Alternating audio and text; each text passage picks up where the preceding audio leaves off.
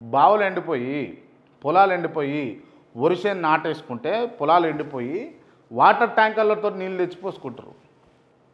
Water ట్యాంకర్లతోటి నీళ్ళు తెచ్చిపోసుకుంటారు.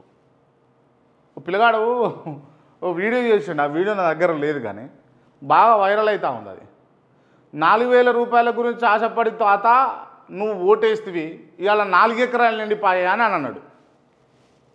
అర్థమైందా మీకు? 4000 గురించి ఆశపడి తాత నువ్వు ఓటేస్తవి, ఇక్కడ 4 ఎకరాలు ఎండిపోయా అంటుండు. ఇక నువ్వు ఆలోచన చేయరు, ఇక మీరే ఆలోచన చేయరు. ఇక బుడ్డ పోరడు ఉన్నాడు పిల్లగాడు, పట్టుమంటే 15 ఏళ్ళు కూడా లేవు. సో రాష్ట్రంలో ఈ పరిస్థితి ఉన్నది. మీరు గమనించాలి. అంటే అన్నీ ఇప్పుడు నిన్న మనం కూడా చెప్పుకున్నాం. ఈ బీసీ కులగణనకు సంబంధించి కావచ్చు, ఈ ఎస్సీ వర్గీకరణకు సంబంధించి కావచ్చు, చాలా ప్రతిష్టాత్మకంగా ఉన్నటువంటి నిర్ణయాలు ఇవన్నీ కూడా. అది మన అసెంబ్లీలో మన తెలంగాణలో మొట్టమొదటిగా ఇది ఇంప్లిమెంటేషన్ కాబోతా ఉన్నది అని చెప్పేసి చెప్పుకున్నాం. దాంట్లో కూడా దోకానే. ఎందుకు దోకానంటే గ్రూప్ 1 గ్రూప్ 2కు సంబంధించినటువంటి ఉద్యోగాలు ఏవైతే ఉన్నాయో రిలీజ్ చేస్తూ ఉన్నారు. ఎందుకు అనంటే మీరు ఎప్పుడైతే ఈ బీసీ కులగణనకు సంబంధించినటువంటి అంశాల బిల్లు కావచ్చు, లేకపోతే ఎస్సీ వర్గీకరణకు సంబంధించినటువంటి అంశాన్ని కావచ్చు పూర్తిగా మీరు ప్రస్తావించి దానికి సంబంధించిన బిల్లు ప్రవేశపెట్టినాక ఈ ఉద్యోగాలు కూడా మీరు రిలీజ్ చేస్తే ఇవాళ ఈ ఎస్సీ వర్గాల నుంచి బీసీ వర్గాల నుంచి ఓ గ్రూప్ 2 ఆఫీసరు గ్రూప్ 1 ఆఫీసర్గా అయ్యే అవకాశం ఉంటుండే. కానీ ఇవాళ లేకుంటే ఏం చేసేసారంటే పాత సిస్టాన్ని ముంగట తీసుకొచ్చి మీరు పెట్టేసారు.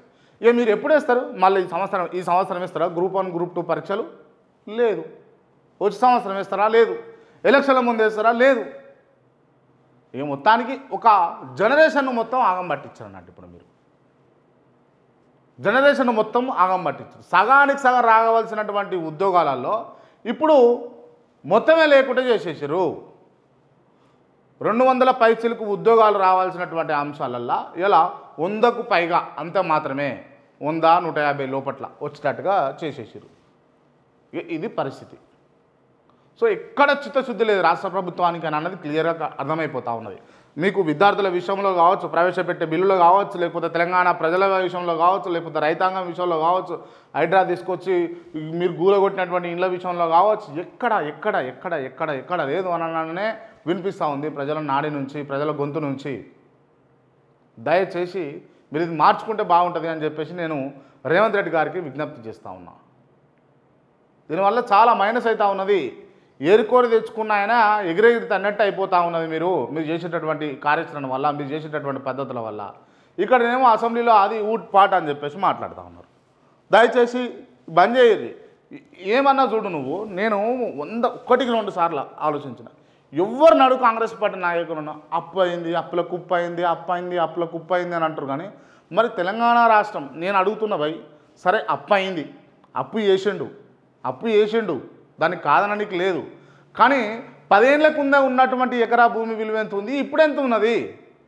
10 ఏళ్ల కింద తెలంగాణ హైదరాబాద్ ఎట్లా ఉండే, ఇప్పుడు ఎట్లా ఉన్నది? 10 ఏళ్ల కింద ఉన్నటువంటి రైతు ఏ విధంగా ఉండే, ఇప్పుడు ఎట్లున్నాడు? 10 ఏళ్ల కింద ఉన్నటువంటి కరెంటు పరిస్థితులు ఎట్లా ఉండే, ఇప్పుడు ఎట్లున్నాయి? 10 ఏళ్ల కింద ఉన్నటువంటి నీళ్ళ సమస్యలు ఎట్లా ఉండే, ఇప్పుడు ఎట్లా ఉన్నాయి? 10 ఏళ్ల కింద కళ్యాణ లక్ష్మి లాంటి పథకాలు ఉండనా, ఇప్పుడు ఎట్లున్నది? 10 ఏళ్ల కిందట పెన్షన్లు 200 రూపాయలు ఉండేవి, ఇప్పుడు 2000 రూపాయలు అయినాయి. ఇవన్నీ అయినప్పుడు అప్పులు ఎట్లా కావు? అప్పులు అయినాయి. మీకు తెలుసు అప్పులైనాయి అన్న విషయాన్ని ఎంత చెప్తారో ఈ విషయాలను కూడా చెప్తే బాగుంటుంది. అవును కదా, మీరు నిజాన్ని నిర్భయంగా ఒప్పుకోగలగాలి. అప్పులు జరిగినాయి. ఇక్కడ పప్పు కూర కూడా తినబెట్టారు కదా తెలంగాణ ప్రజలకు.